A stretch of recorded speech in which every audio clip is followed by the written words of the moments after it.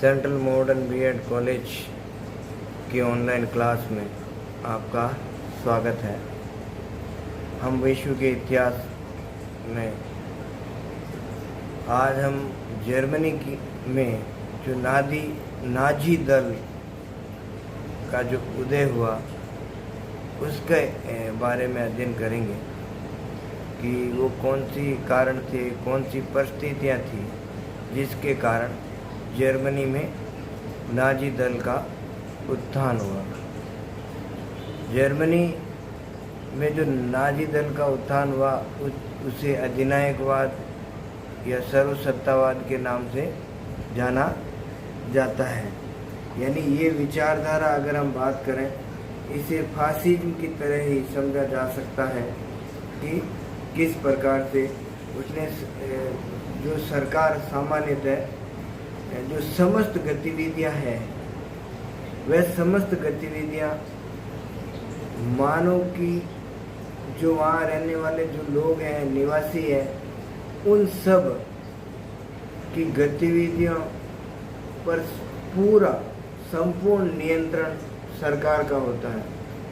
तो सरकार के नियंत्रण में जो सारे कार्य किए जाते हैं जिसमें लोगों के अपने अधिकार नहीं है, सरकार सब कुछ अधिकार अपने हाथों में केंद्रित कर लेती है। राज्य देश के प्रतीक के रूप में सिर्फ अधिनायकवादी शासक जो भी सर्वोच्च पद पर आसीन है वह ही अपना शासन करता है। उसके लिए उसके कार्यों की आलोचना नहीं होती। वह जो निरंकुशतापूर्ण अधिनायकवादी तंत्र के रूप में जो शासन करता है, उसके प्रत्येक कार्य को देशभक्ति का नाम देकर, राष्ट्र के भले का नाम देकर, उसके गलत और सही में फर्क के बिना सभी कार्यों को उचित बताया जाता है। ऐसी जो विचारधारा थी वह विचारधारा सामान्यतः जर्मनी में नाजीवाद और इटली में फाशिज्मवाद के रूप में जानी गई। इसमें जो शासन करने वाला जो समस्त शक्ति होती है उसमें सारी शक्ति सर्वोच्च पद में निहित कर दी जाती है। उसमें सेना के बल से और उसमें एक अनुशासित कर दिया जाता है कि आपको ऐसे ही करना है। आपके पास कोई भी स्वतंत्रता का अधिकार नहीं होता।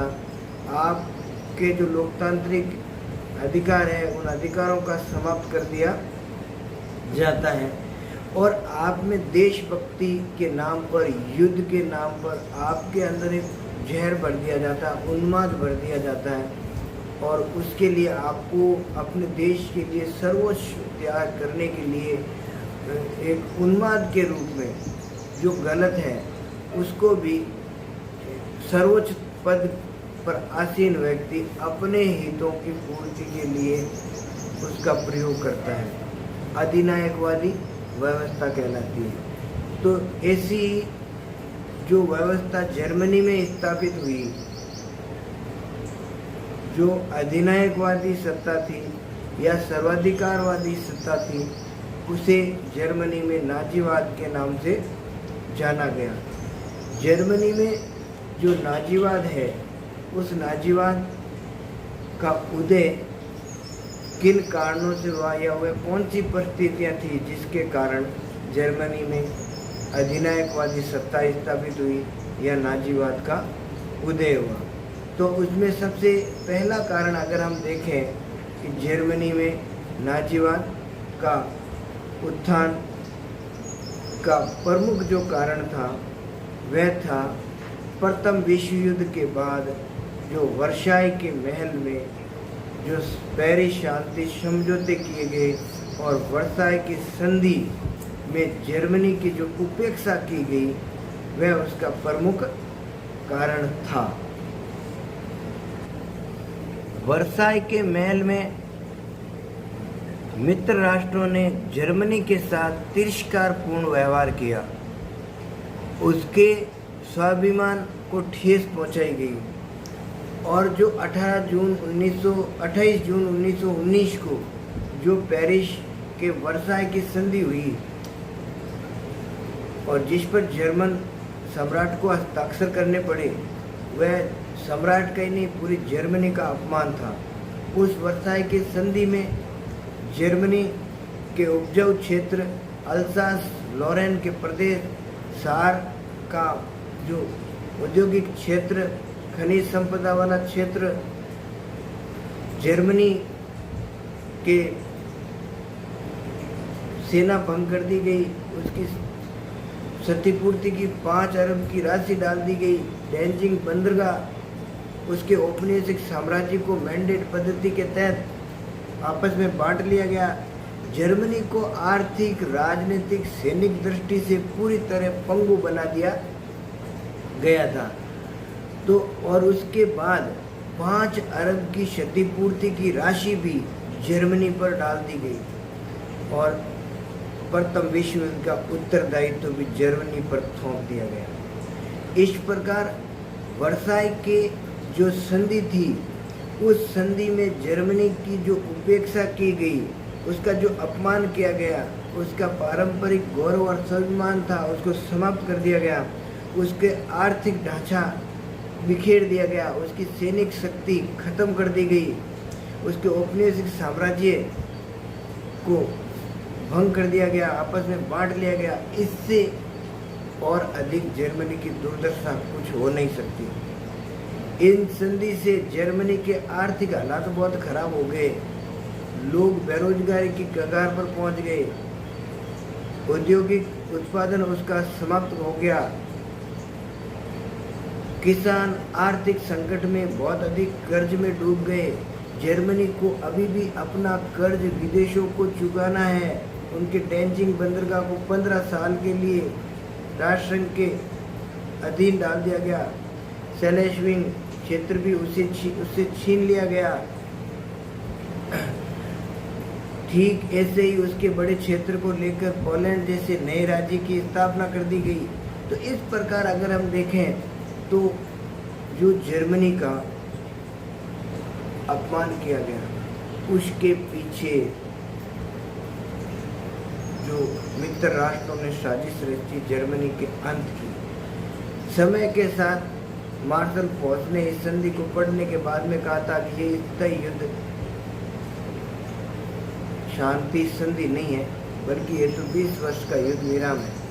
क्योंकि इस शांति संधि में उन्होंने कहा था कि जर्मनी के साथ जो अत्याचार किए गए, जर्मनी अपने इस अत्याचारों का, अपमान का बदला लेगा। तो इस जो संधि की गई, इस संधि के लिए तत्कालीन प्रजातांत्रिक सरकार को दोषी माना उन लोगों ने। और ऐसी स्थिति में हिटलर का जब उदय हुआ, हिटलर ने इस गरीबी, बेरोजगारी, किसानों की आर्थिक दशा, जर्मनी की राष्ट्रभक्ति को नवीन तरीके से परिभाषित करने का काम किया हिटलर ने। और उसने ये भी कहा कि अगर वह सत्ता में आता है तो जो हर्जाने के रूप में जो धन दिया जा रहा है वह उसे प्रतिबंधित कर देगा। इससे जनता को लगने लगा कि हिटलर उनके लिए कुछ कर सकता है। अतः निराश जनता ने हिटलर के नेतृत्व में कुछ आशा की किरण दिखाई देने लगी। ये पहला कारण था जर्मनी में नाजीवाद के उदय का, कि वर्साई की संधि में जो जर्मनी के साथ अपमान किया गया था, उस अपमान का बदला जर्मनी को लेना था। और उसके लिए जर्मनी में जो अधिनायकवादी सत्ता स्थापित हुई, उसका बड़ा योगदान था वर्साई की संधि का, जिसके कारण जर्मनी में नाजीवाद का उदय हुआ। दूसरा बड़ा कारण था वाइमर गणतंत्र की असफलता। जर्मनी के अंदर प्रजातांत्रिक व्यवस्था थी, लोकतंत्रात्मक व्यवस्था थी, लेकिन वर्साई की संधि के बाद लोकतंत्र, प्रजातंत्र की स्थिति वहाँ पर फ्लॉप हो गई। और इसका उसी समय हिटलर का उदय होना और जर्मनी के अंदर जो अनुपातिक प्रजातांत्रिक व्यवस्था थी उस व्यवस्था में अनेक दलों का निर्माण हुआ और इस अनेक दलों के निर्माण से कोई भी निर्णय जो लेने थे वह सामान्यतः एक सरकार नहीं ले सकती थी, क्योंकि स्पष्ट बहुमत का होना बहुत जरूरी था। ऐसी स्थिति में कुशल सरकार का नहीं होना भी एक बड़ा कारण था। और इससे क्या था कि जनता में सरकार के प्रति जो असंतोष था वो उभर कर सामने आ रहा था और इस असंतोष का फायदा उठाया हिटलर ने। जनता में जो उस सरकार के प्रति असंतोष की भावना थी, उस असंतोष की भावना को और बढ़ाया हिटलर ने, क्योंकि हिटलर प्राचीन पहले से ही लोकतांत्रिक सत्ता का विरोधी था और वह अधिनायकवादी सत्ता का समर्थक था। तो अतः इसने हिटलर ने को लाभ मिला और उसने अधिनायकवादी सत्ता स्थापित करने में सहयोग मिला, क्योंकि अगर वाइमर गणतंत्र की असफलता एक बड़ा कारण था जर्मनी के अंदर नाजीवाद के उत्थान का, एक बड़ा कारण ये भी था कि जर्मनी के अंदर जो जनतांत्रिक प्रणाली थी, उस जनतांत्रिक प्रणाली से भी लोगों का मोह भंग हो गया था। अतः क्योंकि जनता चाहती थी कि जर्मनी की प्रारंभिक जो व्यवस्था थी वह अधिनायकवादी व्यवस्था थी। जर्मनी में प्राचीन काल से वह लोकतांत्रिक व्यवस्था नहीं रही और वहाँ के लोग चाहते थे कि जो सरकार है, पहले जिस प्रकार की अधिनायकवादी शासन चल रहा था वैसा ही शासन जर्मनी के अंदर होगा तो जर्मनी के लोगों की आकांक्षाएं पूरी हो सकती है। और इसके लिए लोगों को प्रेरित करने का काम किया हिटलर ने ऐसी आकांक्षाएं जागृत की लोगों में कि लोगों को लगा कि उनके भाग्य का सूर्योदय हिटलर कर सकता है।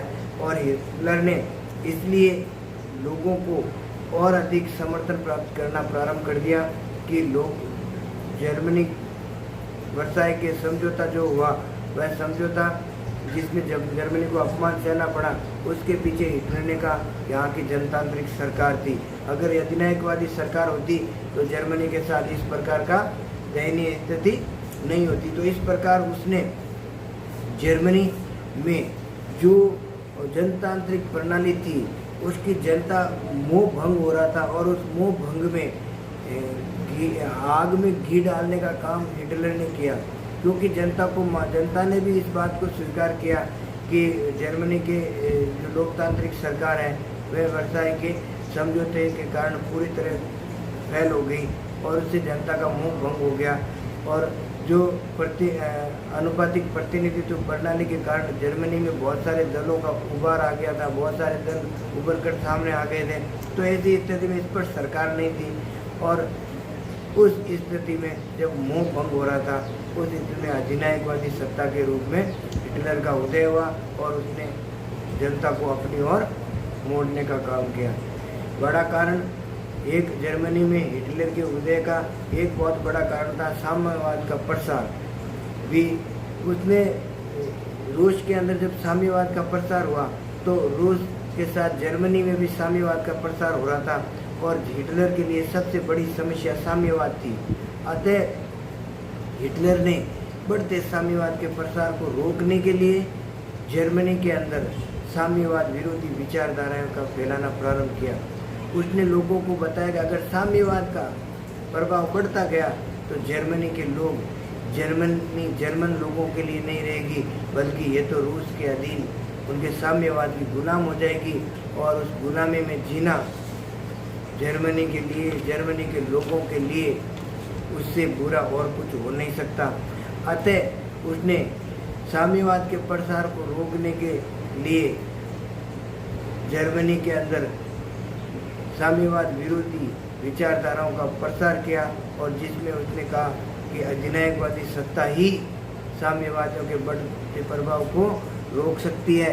और इस प्रकार उसने कहा कि जिस दिन साम्यवादियों ने अपना प्रसार जर्मनी में कर लिया तो वह अधिनायकवादी बन जाएंगे और जर्मनी के लोग चाहकर भी अपना फिर कुछ नहीं कर पाएंगे। ऐसी स्थिति में जर्मनी के लोगों ने सोचा कि हिटलर सही कह रहा है, क्योंकि अगर साम्यवादी प्रभुत्व स्थापित हो गया तो वह रूस के बारे में सोचेंगे जर्मनी के बारे में नहीं। तो इससे भी उसको लाभ मिला कि साम्यवादियों को उसने एक दूसरे तरीके से उस साम्यवाद को लोगों में भयभीत कर दिया, जिससे लोगों को लगा कि हिटलर सही कह रहा है। और हिटलर की नाजीवाद के उत्थान में उसका कुशल नेतृत्व महत्वपूर्ण रहा, जिसके कारण उसने हर परिस्थिति में लोगों को उनकी आकांक्षाओं को उस रूप में बदलने के लिए उन्हें बड़े बड़े स्वप्न दिखाए। तो इस साम्यवाद के बढ़ते प्रभाव को रोकना के लिए उसने इस प्रकार की चालें चली कि लोगों को लगा कि हिटलर सही कह रहा है। तो साम्यवाद के बढ़ते प्रभाव को रोकना भी उसके लिए जरूरी था, और उसका साम्यवाद का प्रसार भी होना अधिनायकवादी सत्ता के उदय का एक कारण रहा। हिटलर ने जर्मनी में यहूदी विरोधी विचारधाराओं को भी इस प्रकार से फैलाया कि प्रथम विश्व युद्ध में जो जर्मनी की पराजय हुई, उस पराजय में बहुत बड़ा कारण यहूदी हैं। यहूदी लोग जर्मनी में बड़े बड़े उद्योगपति थे, बड़े बड़े व्यापारिक संगठन उनके पास थे। तो बहुत सारे लोगों को उन्होंने कर्ज दे रखा था, किसानों को, लोगों को रोजगार वगैरह, सारे बड़े धनी लोग थे यहूदी। तो हिटलर ने यहूदी विरोधी विचारों को फैलाया। उसने जर्मन जनताओं को बताया कि इन्होंने जो हमारी बुरी दुर्दशा है, या जो हम प्रथम विश्व युद्ध में पराजित हुए, उसमें बड़ा कारण ये यहूदी लोग थे, यहूदी विरोधी भावनाओं के प्रचार से। और उसने कहा कि अगर वह सत्ता में आएगा तो यहूदियों के सारे जो कर्ज हैं वो कर्ज माफ़ कर देगा। जो जनता पर जो यहूदियों ने जो कर्ज दे रखे हैं, जिनको धन दे रखा है, उन कर्जों को वह जनता को लौटाना नहीं पड़ेगा। साथ में अगर वह सत्ता में आया तो यहूदियों को देश से बाहर निकाल देगा, यहूदी देश विरोधी है। ऐसे भाव उनमें भर के जनता को अपनी ओर आकर्षित किया। तो यहूदी विरोधी विचारधारा भी एक बड़ा कारण था। जैसे आज भारत में कर रहे हैं, हिंदू मुस्लिम डिवाइड करने की एक सरकार हिंदू मुस्लिम का भावनाओं को इस प्रकार से फैलाती है कि वास्तव में अगर हम देखें तो मुस्लिमों को देश से बाहर नहीं निकाला जा सकता। हिटलर का समय एक अलग समय रहा, जब उसने सरकारी उपक्रमों को इस प्रकार से प्रयोग में लिया कि यहूदियों को, यानी जो गैर जर्मन थे, उनको एक सुनियोजित तरीके से मौत के घाट उतार दिया। अब शायद ऐसा संभव नहीं है। तो इस प्रकार, और वो भी था तो कोई अच्छा कार्य नहीं कहा जा सकता। तो इस प्रकार से अगर हम देखें तो उसने यहूदी विरोधी जो विचारधाराएं फैलाई, उस विचारधाराओं का भी जर्मन जनता ने समर्थन किया और अधिनायकवादी सत्ता स्थापित होने में उसे सहयोग मिला। साथ में हिटलर एक प्रभावशाली व्यक्ति था, इसलिए उसने अपने कार्यक्रमों को भी बहुत प्रभावशाली ढंग से जनता के बीच में प्रसारित किया। इसलिए उसने अपने लोगों के मनों के, भावों के, विचारों को, उनके संस्कृति को इस प्रकार से अध्ययन करके उनके लोगों में अपनी संस्कृति, जर्मन श्रेष्ठता के भाव लोगों में इस प्रकार से भरे कि विश्व में सर्वश्रेष्ठ जर्मन लोग हैं और वह आर्य हैं। और इस प्रकार से जर्मनी जर्मन लोगों का है, दूसरे लोगों का नहीं है। अतः उसने दूसरे लोगों के प्रति घृणा का भाव पैदा कर दिया और इससे जर्मनी के लोग हिटलर को अपना भाग्यवादी सूर्योदय या जर्मनी का भाग्योदय हिटलर को मानने लगे। और वह सामान्य रूप से खुलकर लोकतंत्र की निंदा करता था। वह कहता था अधिनायकवादी सत्ता ही जर्मनी का कल्याण कर सकती है, और धीरे धीरे लोगों ने उसके अधिनायकवादी, उसके कार्यक्रमों को उस प्रकार से स्वीकार कर लिया जिस प्रकार से वह चाहता था। साथ में ही उसने उन लोगों को, युवाओं को जर्मनी के नेतृत्व के लिए शामिल किया, जिसमें युवा है, सैनिक है, उन लोगों को उसने शामिल किया, क्योंकि नवयुवकों को बहुत बड़ी समस्या रोजगार की थी। सैनिकों को भी जब जर्मनी की सेना भंग कर दी गई तो उन सैनिकों के पास भी रोजगार की समस्या खड़ी हो गई।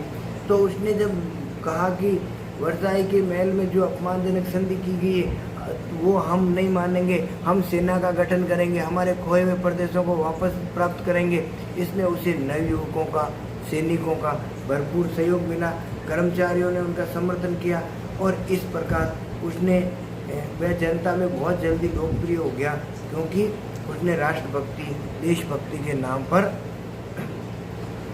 जनता को संगठित किया और स्वयं अधिनायकवादी तंत्र के सर्वोच्च स्थान पर आसीन हो गया।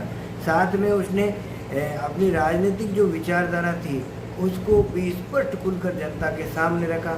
उसने लोकतंत्र की विरोधी विचारधाराओं को फैलाया और लोकतंत्र की कमजोरियों को लोगों के सामने रखा। उसने बताया कि लोकतंत्र किस प्रकार से जनता के, राष्ट्र के लिए अच्छा नहीं है, अधिनायकवादी सत्ता किस प्रकार से राष्ट्र के लिए, राजनीतिक विचारधारा को इस प्रकार से, अधिनायक विचारधारा को उसने जनता के सामने रखा कि जनता उसकी अधिनायकवादी विचारधारा से प्रभावित हुई और जिस कारण वह जर्मनी में अधिनायकवादी स्थापित कर सका।